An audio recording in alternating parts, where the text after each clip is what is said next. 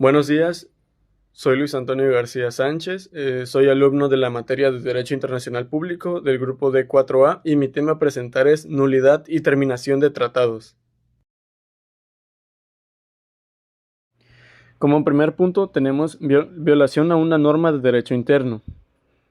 Esto quiere decir que el hecho de que un Estado en obligarse por un tratado haya sido manifestado en violación a una norma de su derecho interno concerniente para la competencia para celebrar tratados.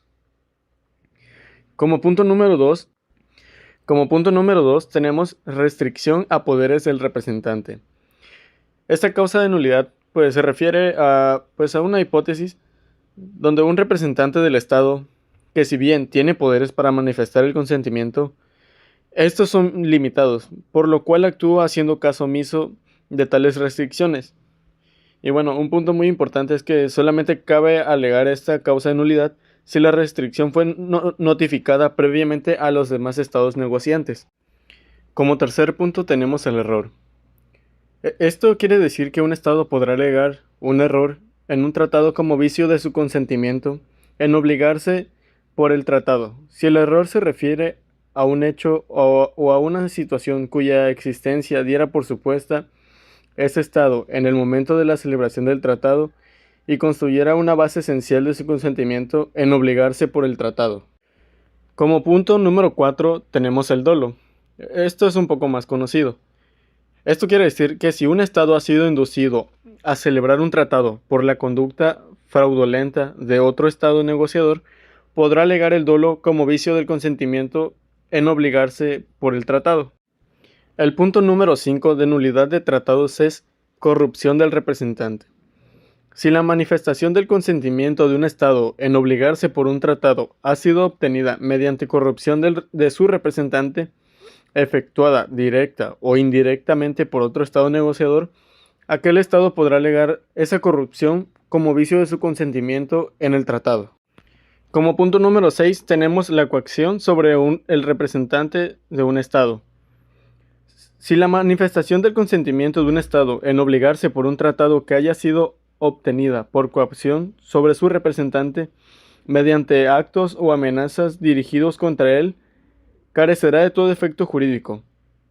Y bueno, se considera coacción sobre el representante a todas las formas de intimidación que puede ser objeto un representante personalmente y no como órgano del Estado. Como punto número 7 tenemos coacción sobre un Estado por la amenaza o el uso de la fuerza. Bueno, esto quiere decir que es nulo todo tratado cuya celebración se haya obtenido por la amenaza o el uso de la fuerza en violación de los principios del derecho internacional, incorporados en la Carta de las Naciones Unidas. El punto número 8 es la incompatibilidad de una norma jus cogens. Es nulo todo tratado que en el momento de su celebración esté en oposición de una norma imperativa de derecho internacional general. Para los efectos de la presente convención, una norma imperativa de derecho internacional es una norma aceptada y reconocida por la comunidad internacional de estados en su conjunto como norma, que no admite un acuerdo contrario. Bueno, como segundo tema tenemos la terminación de tratados. En el punto número 1 aparece la voluntad de las partes. Causa de terminación o retirada de un estado parte. Esta voluntad puede constar en el mismo tratado o bien, en caso de no preverse en el tratado, expresarse con posterioridad respecto a las normas que adoptan las partes contratantes en el mismo texto del tratado con fin de regular su terminación. Como segundo punto, tenemos la denuncia de un tratado que no tenga disposiciones al respecto. Esto solo es posible cuando se conste que fue intención de las partes admitir esta posibilidad o cuando puede inferirse debajo de la naturaleza del tratado. Bajo estos supuestos, el Estado que quiera denunciar el tratado o retirarse de él debe dar aviso por lo menos con 12 meses antes de anticipación al resto de los Estados partes.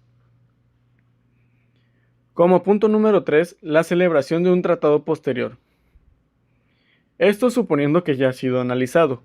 Bajo este supuesto, el tratado anterior solo termina cuando prenda del tratado posterior o conste del modo que esa es la intención de las partes, o bien cuando la aplicación del tratado anterior simplemente sea incompatible con el tratado posterior.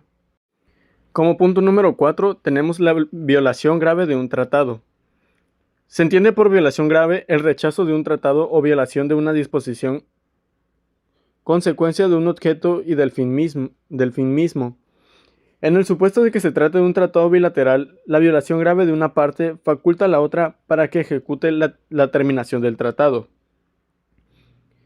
El punto número 5 es la imposibilidad subsiguiente de cumplimiento.